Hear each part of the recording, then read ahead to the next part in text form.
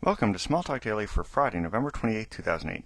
This morning I wanted to go through the resizing splitter, and to do that I've set up a little UI with three widgets. Two here on the top, roughly halfway on the screen there, and one on the bottom, again roughly taking up half the screen there, leaving a little bit of space in the middle for a resizing widget.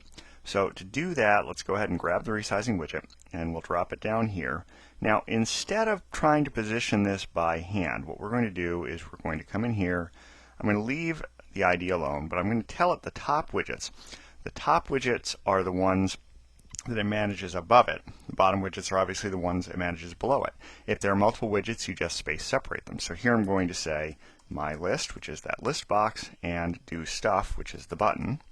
And then I'm going to tell it the bottom widgets are other stuff, which is the button on the bottom.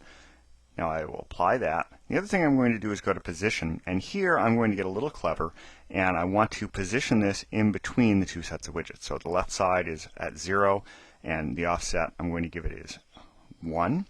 The top I'm going to say is at 0.5, offset of 0.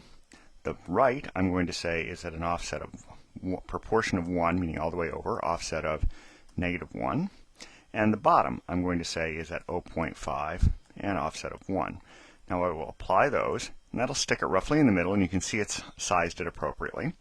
And then I'm going to go back over here to basics, and I'm going to say that it's not bordered, and I'm going to leave horizontal alone. If I wanted to have it vertically, that would mean that I want to separate widgets that are laid out left-right. I'm going to leave it like this, hit apply, and now I'm going to go ahead and install this, and that'll get that in. And now let's try opening it.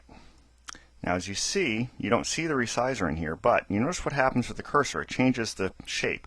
So that tells me I can do this and this. So I can drag this around and resize all the widgets. So it's a pretty basic widget. It does pretty much exactly what you would think it does, and it takes care of moving the widgets on the screen around for you. And as long as you've laid them out in a way that will handle their proportions appropriately, it will resize them appropriately as well, although that obviously depends on what language and locale you're in and what kind of text you've decided to put on them and what kinds of images you've decided to put on them. But other than that, it'll move things around, again, as you want. So that's pretty much it for the resizing widget. It's a pretty basic one, easy to use, and it's a nice thing to put into a user interface. That's it for today. Until next time, have fun with Smalltalk.